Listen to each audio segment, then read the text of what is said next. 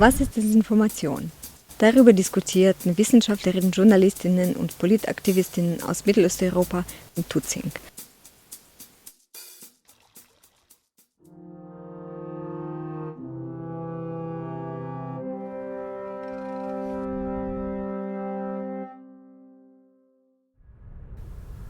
So, my name is Angelina Kariakina. I'm a journalist, editor, a researcher. I run news at the Ukrainian public broadcaster.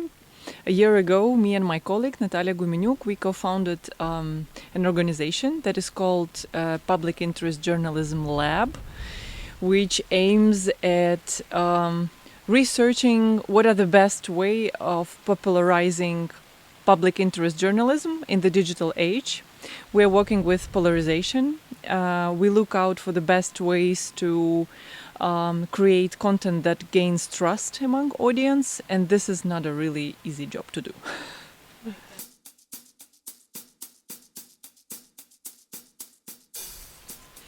So I live and work in a country where disinformation and propaganda has been weaponized to an extent of a real on-ground war. Polarization, is not an easy thing. You can see the results of elections in many countries, but at the same time in Ukraine it has another level. Each time there's another myth you need to debunk. Each time there's a wave of disinformation, you might expect something also at the front line, which is something that makes the situation in Ukraine quite peculiar. At the same time, knowing that Ukraine is a target of external operation, of external aggression by Russia, we see that the way Russia operates on the disinformation and propaganda field differs. Now the narratives that are spread are not like Russia is good and the West is bad. It's more like going after day-to-day agenda. Vaccination, budget, and it changes from month to month, from year to year, and this is where it becomes a tool. When you get something from the daily agenda, and you work with it in order to show that Ukraine is a failed state. So the general narrative is the following: you live in a failed state. The state is being manipulated and being governed from the outside by the Western greedy countries, governments, people like Soros and his minions. And actually, we've conducted a research on conspiratorial propaganda, which shows that around 40% of Ukrainians actually believe this, that Ukraine is being governed from the outside by people like Soros, who are connected to all these sorts of different greedy and shady corporations and organizations. In Ukraine, since 2015, Russian media is banned, as well as the Russian social media is banned in Ukraine too. So we've been... what is it? It's like so many weddings probably today. There's a wedding day in Germany. Oh, thank you. Our goal in our numerous researches, but also the one that I've been just telling you about on conspiratorial propaganda, is to see, what are the opportunities there, what we can do with this, where can we act. This narrative works because they fill into certain mindset, and this mindset translates into a worldview with zero-sum game. It means that I don't gain anything, you don't gain anything, and this is why I cannot trust this world. And we as media, as civil society, need to think how we can gain back trust of the people.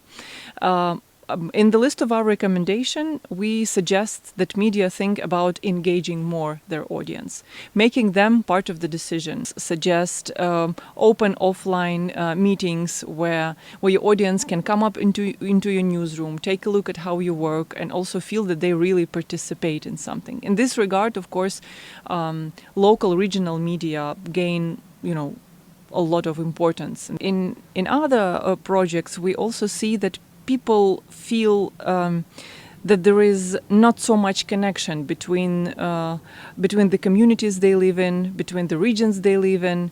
So another suggestion, another recommendation would be to think how to make people feel interdependence, because a strong democratic state is something where, people, they can rely on each other. So it's another project that we did on the 30th anniversary of Ukrainian independence, and it also made us think what we can do with that, how we can make community in one region, take a look at same practices and activities with the communities in other region, and think and see, the interdependence and interconnectedness in this sense. We should talk a little bit about the structure of Ukrainian media market. It is not fully, but almost fully owned by the oligarchs, and the market is being divided between 3 to 4 major media groups, oligarchic media groups. But on the other hand, there's also, I'm an optimist with all this service. There are lots of opportunities to work in this regard with the people, because the fact that they watch these channels, the fact that they follow some bloggers who spread also disinformation, doesn't mean that they trust them. We did a research on vaccination where we asked people what is their primary source of information about vaccination. And the majority of them, I won't give you exact numbers right now, they're not in front of my eyes, but it was more than 50% got this information from TV, but it was less than 20 trusted this source of information. People are watching lots of YouTube channels. There's lots of misinformation, myths, and just frankly lies about vaccination and other things, but it doesn't mean that people certainly believe it. If you look at the institutions that people trust, this is where you could also think about the solutions, because among the most trustful institutions in Ukraine are international and world organizations, NGOs and volunteers, doctors and scientists, and this is where we can work a little. This is where we should put the information to the mouths, of these actors. So one of our recommendations in this regard, when you work with vaccination, was that we should give these actors who have most trust among Ukrainian population more voice, because in Ukraine, for example, if we talk again about specifically vaccination, this information is very much politicized, and this is the reason why people don't trust it. So the more politicians are talking about things like vaccination, less people trust vaccination. More you have doctors, volunteers, people who have the personal experience with vaccination, the more they trust this information. On one hand, there are obvious players in Ukraine, oligarchic media, government, popular bloggers. But on the other hand, there is a list of the actors who have more trust, and this is where our opportunities, are lying. If we want to work with that. Sorry, and I forgot. It's very important, especially on this side. Church.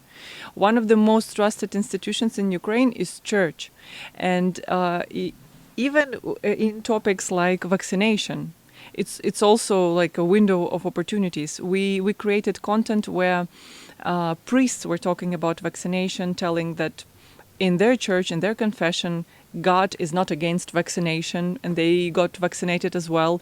It also gained, this contact had very high level of trust among people who go to church, among religious people. So church is another very important actor in Ukraine if we talk about information, disinformation.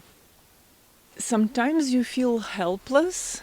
It seems like a tsunami, of disinformation that is being spread, and this. When you ask me what are my, personal thoughts about that, it is really the thing that we need to reinvent ourselves each day as media, as civil society, in order to keep running and in order to fight this.